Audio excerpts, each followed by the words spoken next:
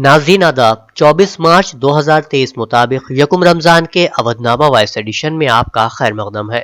میں مفتی رضا اور آپ سماعت فرمانے جا رہے ہیں اودھ نامہ میں شائع اہم خبروں کے خاص حصے۔ سورت کی ایک عدالت نے 23 مارچ کو وائناڈ سے کانگریس کے رکن پارلیمنٹ راہل گاندھی کو مودی سرنیم پر ہتک عزت کے معاملے میں 2 سال قید کی سزا سنائی ہے۔ فیصلہ سناتے ہوئے عدالت نے راہل گاندھی کو مجرمانہ ہتک عزت کیس میں مجرم قرار دیا ہے۔ سماعت کے دوران راہل گاندھی نے عدالت سے کہا کہ میری نیت غلط نہیں تھی، ان کے بیان سے کسی کو نقصان نہیں پہنچا۔ اس کے ساتھ انہوں نے اس معاملے میں اپنے لیے کم سزا کا مطالبہ کیا، حالانکہ اب راہل کو اس معاملے میں ضمانت مل گئی ہے۔ انہوں نے سماعت کے دوران اپنے بیان پر معافی مانگنے سے انکار کر دیا۔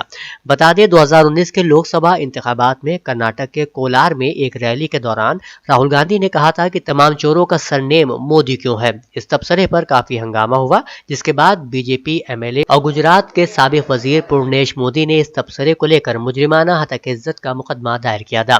آپ کو بتا دیں کہ عدالتی حکم کی وجہ سے راہل کو قانون کے تحت رکن پارلیمنٹ کی حیثیت سے نااہلی کا خطرہ بھی لاحق ہے۔ پیپلز ایکٹ 1951 کی دفعہ 8(3) کے تحت اگر کوئی رکن اسمبلی یا ایم ایل اے کسی جرم کا مرتکب ہوتا ہے اور اسے 2 سال یا اس سے زیادہ کی سزا سنائی جاتی ہے تو اس کی پارلیمنٹ یا قانون ساز اسمبلی کی رکنیت ختم ہو جائے گی۔ رہائی کے 6 سال بعد تک وہ الیکشن نہیں لڑ سکیں گے۔ لوک سبھا نے عام بجٹ 2023-24 کو منظور کرنے کے عمل میں جمعرات کو تمام وزارتوں اور محکموں کی گرانٹ کے مطالبات اور اس سے متعلق اختصاصی بل کو بغیر بحث کے اپوزیشن کے شدید احتجاج کے درمیان صوتی ووٹ سے منظور کر لیا۔ اسپیکر اوم برلا نے وزیر خزانہ نرملا سیتا رمن کی طرف سے بلوں کو منظور کرنے کی تجاویز کو منظوری دینے کے بعد ایوان کی کارروائی جمعے تک ملتوی کر دی۔ 17ویں لوک سبھا میں یہ پہلا موقع ہے کہ بجٹ کے گرانٹس کے مطالبات کو بحث کے بغیر منظور کیا گیا ہے۔ نیشنلسٹ کانگریس پارٹی کے سربراہ شرد پوار نے اپوزیشن لیڈروں کا ایک اجلاس طلب کیا تھا۔ اس اجلاس کو لوک سبھا انتخابات سے قبل آزادانہ اور منصفانہ انتخابات کا مطالبہ کرنے کے لیے اپوزیشن جماعتوں کو متحد کرنے کی مشق کے طور پر دیکھا جا رہا ہے۔ گزشتہ دنوں شرد پوار سمیت کئی دیگر اپوزیشن جماعتوں کے رہنماؤں نے کہا تھا کہ الیکٹرانک ووٹنگ مشین یعنی ای وی ایم درست ہونی چاہیے اور ان کی افادیت پر کسی بھی شک کو چیف الیکشن کمشنر کو دور کرنا چاہیے تاکہ عام انتخابات کی شفافیت پر کسی طرح کے سوال نہ اٹھ سکیں۔ دلی کی ایک عدالت نے منیش سسودیا کی عدالتی حراست کو 14 دن کے لیے بڑھا دیا ہے۔ مبینہ ایکسائز پالیسی گھوٹالے کے معاملے میں وہ اگلے ماہ کی 3 تاریخ تک عدالتی حراست میں رہیں گے۔ ماہ رمضان کے پیش نظر میدیوی سماج کے عنوان سے دینی کلاسز کا انعقاد کیا جائے گا۔ 24 مارچ سے لکھنؤ شہر کے مختلف مقامات پر رات 8 بجے علماء کرام کے لیکچرز ہوں گے، جس میں قرآن و اہل بیت کی بتائی دعائیں، امام حضرت علی علیہ السلام کی عدالت اور ان کی مظلومیت، امام حسن علیہ السلام کی شجاعت کریمانہ زندگی اور امام زمانہ عجل اللہ تعالی فرجہ الشریف کی زندگی کے مختلف گوشوں پر اور مختلف مسائل پر باتیں کی جائیں گی۔ بھوجی پورہ تھانہ علاقے کی رہنے والی ایک LLB کی طالبہ سے چھیڑ چھاڑ کا ملزم کانسٹیبل اوم شیام ہری کو جیل بھیج دیا گیا ہے۔ کانسٹیبل کی بدتمیزی سے پریشان طالبہ نے SSP سے ملاقات، انہیں کانسٹیبل کی نازیبا حرکتوں کے ثبوت دکھائے پر SP سٹی اور CO سے ابتدائی پوچھ گچھ کے بعد دیر شام کوتوالی میں کانسٹیبل کے خلاف رپورٹ درج کرائی گئی۔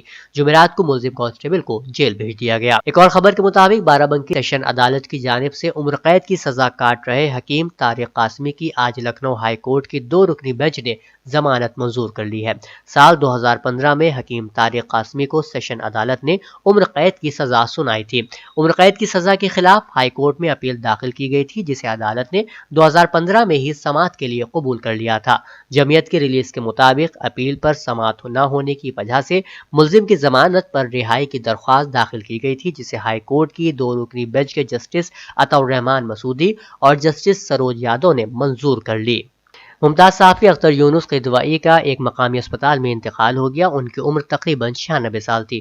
وہ روزنامہ صحافت لکھنؤ سے وابستہ تھے اور ابھی 1 ماہ قبل تک وہ صحافت کے لیے ہی کام کر رہے تھے۔ اودھ ساہتیہ اکیڈمی اور نوسرجن ادبی اور ثقافتی سوسائٹی لکھنؤ کے زیر اہتمام ماہر تعلیم ڈاکٹر سلطان شاکر ہاشمی نے حال ہی میں ملک کی آزادی کے لیے جدوجہد میں شراکت پر مبنی 6 تاریخی مجموعے شائع کیے۔ ان کتابوں پر لکھنؤ بک فیئر، روندرالے، چار باغ لکھنؤ کے ثقافتی اسٹیج پر سیمینار منعقد ہوا۔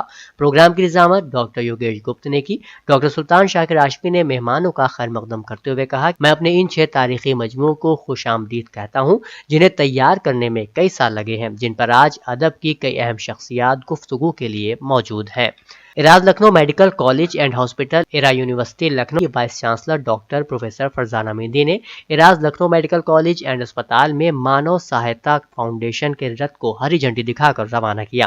اس پروگرام میں اسپتال کے میڈیکل سپرنٹینڈنٹ سمیت کئی اساتذہ اور ملازمین نے بھی تعاون کیا۔ ایک اور خبر کے مطابق city Montessori school Rajendra Nagar campus 1 کے طالب علم عارش احمد کو اعلیٰ تعلیم حاصل کرنے کے لیے یونیورسٹی آف ٹیکنالوجی آسٹریلیا نے $68,000 کی اسکالرشپ سے نوازا ہے۔ یہ اسکالرشپ عارش کو 4 سالہ اعلیٰ تعلیمی مدت کے دوران دی جائے گی۔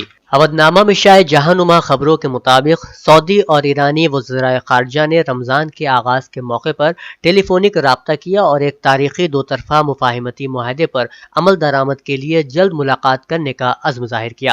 سعودی وزارت خارجہ نے ٹویٹر پر پوسٹ کردہ ایک بیان میں کہا کہ سعودی وزیر خارجہ شہزادہ فیصل بن فرحان نے ایران کے ہم منصب حسین امیر عبداللہیان کو فون کیا اور دونوں ممالک میں آج سے شروع ہونے والے رمضان کے مقدس مہینے کے موقع پر مبارکباد کا تبادلہ کیا۔ بیان میں کہا گیا کہ دونوں وزراء نے جلد ہی ملاقات کرنے پر اتفاق کیا تاکہ دونوں ممالک کے درمیان سفارت خانوں اور قونصل خانوں کو دوبارہ کھولنے کی راہ ہموار کی جا سکے۔ گریٹر اسرائیل منصوبے کے مطابق ایسا متنازعہ نقشہ سامنے آیا ہے جس میں اردن کو بھی اسرائیل میں ضم کیا گیا ہے۔ اسرائیلی وزیر کی اس اشتعال انگیزی پر اردن میں سرکاری اور عوامی حلقوں میں شدید رد عمل سامنے آیا۔ اسرائیلی وزیر کے اس اقدام کے بعد اردن نے اپنے یہاں تعینات اسرائیلی سفیر کو طلب کر کے احتجاج کیا اور اب اردنی پارلیمنٹ نے اسرائیلی سفیر کو ملک بدر کرنے کی سفارش بھی کی ہے۔ آنے والے حالات کے پیش نظر اردنی شہریوں کو مسلح کر کے اسرائیلی اشتعال انگیزی کا جواب دینے کے مطالبات بھی کیے گئے ہیں۔ خلیج کی عرب ریاستوں کے لیے تعاون کونسل کے سیکریٹری جنرل جاسم محمد البدیوی نے قابض اسرائیلی حکام کی جانب سے فلسطینی ریاست کے شمالی مغربی کنارے کے علاقوں میں دوبارہ آباد کاری کی اجازت دینے کے فیصلے کی شدید مذمت کر دی۔ البدیوی نے اس فیصلے کی شدید مذمت کرتے ہوئے اسے تمام بین الاقوامی قوانین کی صریح خلاف ورزی قرار دیا ہے اور کہا ہے کہ اس سے علاقائی اور بین الاقوامی امن کی کوششوں کو نقصان پہنچے گا۔ پاکستان کے سابق وزیر اعظم عمران خان نے دعویٰ کیا ہے کہ پنجاب اور اسلام آباد کے پولیس سربراہان نے اپنے ساتھیوں کے ساتھ مل کر انہیں مارنے کی سازش تیار کی ہے۔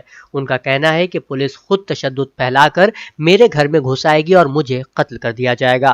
حالانکہ پنجاب کی نگراں حکومت نے پی ٹی آئی کے سربراہ عمران خان کو ملنے والی قتل کی دھمکیوں کی تحقیقات کے لیے کمیشن بنانے کا فیصلہ کیا ہے۔ برطانیہ کی پولیس نے برمنگھم میں مسجد سے واپس گھر جانے والے مسلمان شہری کو آگ لگا کر شدید زخمی کرنے والے ملزم کو گرفتار کر کے تفتیش شروع کر دی ہے۔ ڈان اخبار کی رپورٹ میں الجزیرہ کا حوالہ دیتے ہوئے بتایا گیا ہے کہ مسلمان شہری شدید زخمی ہوئے ہیں۔ پولیس کا کہنا ہے کہ تفتیش کاروں نے حملے کی وجوہات جاننے پر توجہ مرکوز کی ہوئی ہے اور پولیس افسران کے قیاس آرائی سے گریز کرنے پر زور دیا ہے۔ اودنامہ میں شائع مضامین کو مکمل طور پر پڑھنے کے لیے اودنامہ کی ویب سائٹ www.awadnama.com پر وزٹ کریں اور ای پیپر پر کلک کریں۔